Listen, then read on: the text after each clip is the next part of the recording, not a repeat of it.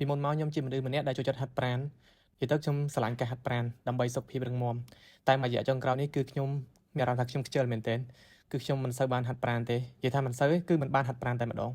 មួយរយៈនេះគឺខ្ញុំអត់សូវមានវិន័យលើខ្លួនឯងការហាត់ប្រាណក៏មិនហាត់ការញ៉ាំអាហារក៏មិនតមដែររាល់ថ្ងៃនេះគឺខ្ញុំញ៉ាំអ្វីក៏ខ្ញុំញ៉ាំដែរ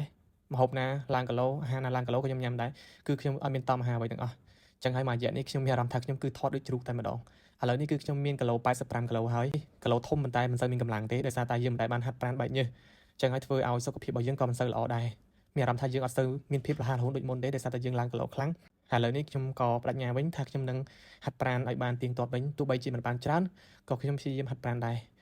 ទោះបីជាយើងមិនសូវមានពេលហាត់ប្រាណបានច្រើនប៉ុន្តែយើងត្រូវឆ្លៀតធ្វើម៉េចឲ្យហាត់បានតិចតួចដើម្បីឲ្យយើងបានបាច់ញើសរក្សាគីឡូយើងកុំឲ្យឡើងគីឡូមួយរយៈនេះពួកខ្ញុំឡើងគីឡូខ្លាំងបើសិនជាខ្ញុំអត់គីបគីឡូខ្លួនឯងទេបើសិនជាខ្ញុំអត់ខំប្រឹងខារីអូហាត់ប្រាណឲ្យបែកញើសទេប្រកាសជាថ្ងៃណាមួយខ្ញុំអាចនឹងឡើងគីឡូលើនឹងទៀតព្រោះឥឡូវ85គីឡូគឺមិនធម្មតាទេគឺថតដូចជ្រូកអញ្ចឹងបងប្អូនហើយការហាត់ប្រាណនេះគឺជាការហាត់ប្រាណថ្ងៃទី1របស់ខ្ញុំដែរបន្ទាប់ពីខ្ញុំខានរយៈពេលច្រើនខែហើយអញ្ចឹងហើយនៅពេលដែលយើងហាត់ប្រាណគឺមានអារម្មណ៍ថាហត់មែនទែនទោះបីជាលើគីឡូស្រាលៗក៏ហត់ដែរគឺអត់មានកម្លាំងទេទាំងកម្លាំងដៃទាំងកម្លាំង